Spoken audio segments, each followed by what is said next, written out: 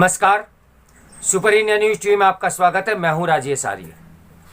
आइए देखते हैं वही विशेष समाचार। समृद्ध करनी होगी जनरल रावत की विरासत। विपिन रावत ने सैन्य बलों के आधुनिकीकरण की जो प्रक्रिया प्रारंभ की वह स्थिर नहीं पड़नी चाहिए। यही उनके प्रति हमारी सबसे बड़ी श्रद्धांजलि होगी। नियति के क्रूर हाथों ने एक उत्कृष्ट योद्धा जनरल विपिन रावत को असमय हमसे छीन लिया। जब भारत सीमा पर दो बिगड़ेल पड़ोसियों के साथ साथ देश में ही कुछ राष्ट्र विरोधी तत्वों से जूझ रहा हो, तब अपने सबसे बड़े सैन्य अफसर का इस प्रकार त्रासद अवसाद बहुत दुख देने वाला है। न केवल रावत बल्कि उनके परिवार ही सैन्य पृष्ठभूमि और परंपराओं वाला रहा। राष्ट्रीय रक्षा अकादमी खड़गवां सलामे और भारतीय सैन्य अकादमी देहरादून के प्रशिक्षु रहे रावत को अव्वल आने पर स्क्वाड ऑफ ऑनर से सम्मानित किया गया था। इसके बाद 1978 में उन्हें गोरखा राइफल्स की उसी बटालियन में तैनाती मिली जिसमें उनके पिता भी सेवाएं दे चुके थे। रावत ने अमेरिका के फोर्ट लेवेनवर्थ में कमांड एंड जनरल स्टाफ का प्रशिक्षण भी लिया। उन्होंने वेलिंगटन स्थित डिफेंस सर्विसेज स्टाफ कॉलेज में स्नातक की उपाधि भी प्राप्त की थी। यह एक दुर्योग ही है कि वह इसी कॉलेज में व्याख्यान देने के लिए जा रहे थे और हादसे का शिकार हो गए। रावत को ऊंचाई वाले क्षेत्र में युद्ध लड़ने और उग्रवादी गतिविधियों का दमन करने में महारत हासिल थी। नियंत्रण रेखा से सटे उड़ी सेक्टर में वह बतौर मेजर राइफल कंपनी की कमान संभाल चुके थे। उनका सैन्य जीवन बहादुरी की मिसालों से भरा रहा। ऐसे ही एक वाक्य 2015 का है। तब वह लेफ्टिनेंट जनरल थे। उसी दौरान मणिपुर में नगा विद्रोहियों के धात लगाकर हुए हमले में भारतीय सेना के 18 जवान बलिदान हो गए थे। पूरा राष्ट्र आहत एवं स्तब्ध था।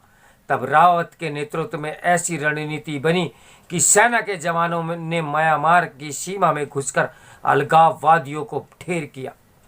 ये वह सर्जिकल स्ट्राइक थी जिसमें किसी दूसरे देश में घुसकर भारत के दुश्मनों को सबक सिखाया गया। रावत की अद्भुत क्षमताओं को ही देखकर भारत सरकार ने 2 वरिष्ठ जनरलों की वरीयता को अनदेखा करते हुए 31 दिसंबर 2016 को उन्हें भारतीय सेना का 27वां सेनाध्यक्ष नियुक्त किया गया था। भारतीय सेना में ये बहुत ही दुर्लभ है जहां वरिष्ठता की इस प्रकार अनदेखी की जाए। कुछ एक अपवाद वाले मामलों में भी अमूमन एक ही वरिष्ठ अधिकारी को किनारे किया जाता है, लेकिन रावत के मामले में 2 वरीय अधिकारियों की दावेदारी खारिज कर दी गई। दरअसल यह रावत की योग्यता और अनुभव ही थे जिन्होंने उन्हें सेना प्रमुख की पदवी दिलाई। सेनाध्यक्ष के रूप में उनका कार्यकाल चुनौती भरा रहा और उन्होंने पूरी दक्षता और गंभीरता के साथ हर एक चुनौती का तोड़ निकाला। फिर चाहे उड़ी में पाकिस्तानी दुस्साहस के बाद सर्जिकल स्ट्राइक हो, बालाकोट एयर स्ट्राइक में वायुसेना के साथ कदमताल, या फिर 2017 में चीन के साथ डोकलमाल में उत्पन्न गतिरोध हो, इन सभी में भारत को बढ़त दिलाना जनरल रावत की अविस्मरणीय उपलब्धि मानी जाएगी। उन्होंने अरसे से लंबित पड़े सैन्य सुधारों को लेकर जनरल सेतकर समिति की अनुशंसाओं पर भी अमल की प्रक्रिया को भी आगे बढ़ाया। साल 2019 में उनके जीवन में एक निर्णायक बदलाव लाया। तब देश में चीफ ऑफ डिफेंस स्टाफ यानी CDS का पद सृजित किया गया और रावत देश के पहले CDS बनाए गए। CDS की व्यवस्था से पहले सेना, नौसेना और वायुसेना में एक औपचारिक किस्म का तालमेल नहीं था। प्रत्येक सेवा के मुखिया का अपना साम्राज्य हुआ करता था और उसमें वह किसी का हस्तक्षेप नहीं चाहते थे। ऐसे में CDS के समक्ष सबसे बड़ी चुनौती तीनों सेवाओं में एकीकरण की थी। रावत ने इस स्थिति को बेखूबी संभाला और थिएटर कमान के रूप में एकीकरण प्रक्रिया की दिशा में महत्वपूर्ण प्रगति की। उन्होंने इसका खाका खींचने के साथ ही उसे मूर्त रूप देने की रणनीति भी बनाई। इस दौरान देश को सबसे बड़ी महामारी का सामना करना पड़ा। तब सैन्य कर्मियों की सुरक्षा सुनिश्चित करने की तत्कालिक बड़ी जिम्मेदारी आ गई, लेकिन उनके प्रयास से सैन्य बल कोरोना महामारी में से बेअसर रहे। तेजी से हुए टीकाकरण ने सुनिश्चित किया कि देश की सुरक्षा पर कोई खतरा नहीं मंडराने वाला।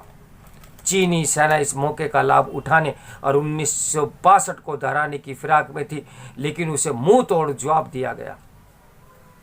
रावत के नेतृत्व में फौज की रणनीतिक तैनाती और सीमावर्ती इलाकों में बुनियादी ढांचे के विकास ने चीन को अपने दुस्साहस पर दोबारा सोचने के लिए मजबूर कर दिया।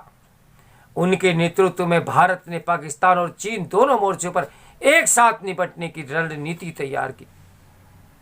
उन्होंने ब्रिगेड समूहों के आधार पर युद्धक दस्तों को एकीकृत करने वाली कोल्ड स्टार्ट की प्रक्रिया भी प्रारंभ की। उन्होंने सैन्य बलों को हाइब्रिड युद्ध, साइबर युद्ध और अंतरिक्ष युद्ध जैसी समकालीन चुनौतियों के लिए तैयार किया। हिंद महाप्रशांत क्षेत्र में मुक्त आवाजाही और संचालन सुनिश्चित करने के लिए उन्होंने भारत के क्वाड से जुड़ने की मुखरता से पैरवी भी की। सीडीएस के रूप में उन्होंने समंदर से लेकर आकाश तक भारत के हितों को सुरक्षित करने के लिए हर संभव कदम भी उठाए। पाकिस्तान के नापाक मंसूबों से निपटने के लिए भी उन्होंने पर्याप्त तैयारी और सावधानी बरतने पर भी जोर दिया। उन्होंने चीन के घोषित युद्ध, साइबर हमलों और चित भी अपनी और पट भी अपनी जैसी नीतियों से जुड़ी चुनौतियों का पूरी सक्षमता के साथ जवाब भी दिया। उन्होंने सैन्य बलों के आधुनिकीकरण की अत्यंत आवश्यक प्रक्रिया की गति देने का भी काम किया। इसके तहत सैन्य बलों को न केवल आधुनिक हथियारों से लैस किया जा रहा है, बल्कि आत्मनिर्भर भारत और मेक इन इंडिया जैसे कार्यक्रमों के जरिए देश में ही रक्षा उपकरणों के उत्पादन को भी सफलतापूर्वक गति मिली। निसंदेह हमारे सैन्य बलों और सुरक्षा ढांचे के आधुनिकीकरण में उनके योगदान को सदैव याद रखा जाएगा। सामरिक मामलों में उनकी सोच और नजरिया असाधारण एवं असंदिग्ध था। उनके असमय निधन ने पूरे देश को मर्माहित कर दिया है। अब सरकार को सुनिश्चित करना होगा कि रावत ने सैन्य बलों के आधुनिकीकरण की जो प्रक्रिया प्रारंभ की वह स्थिर नहीं पड़नी चाहिए। उनकी इस विरासत को समृद्ध बनाना ही भारत माता की इस अमर सपूत के प्रति हमारी सबसे बड़ी श्रद्धांजलि होगी। इधर हमने एक सपूत खोया, उधर कुछ देश के गद्दार उनके इस तरह चले जाने पर जो खुला अट्टहास कर रहे हैं, सरकार को उन्हें भी नज़र में लेकर राष्ट्रद्रोह जैसी उनके ऊपर धाराएं लगानी चाहिए, ताकि इस प्रकार का कोई भी देश के अंदर रहते हुए देश के खिलाफ ना जाए। इसके लेखक हैं सेवानिवृत्त सैन्य अधिकारी ब्रिगेडियर आरपी सिंह। तो मेरे साथ बने रहिए सुपर इंडिया न्यूज़ टीवी की ब्रेकिंग न्यूज़ के लिए। मैं हूं राजेश आर्य। नमस्कार।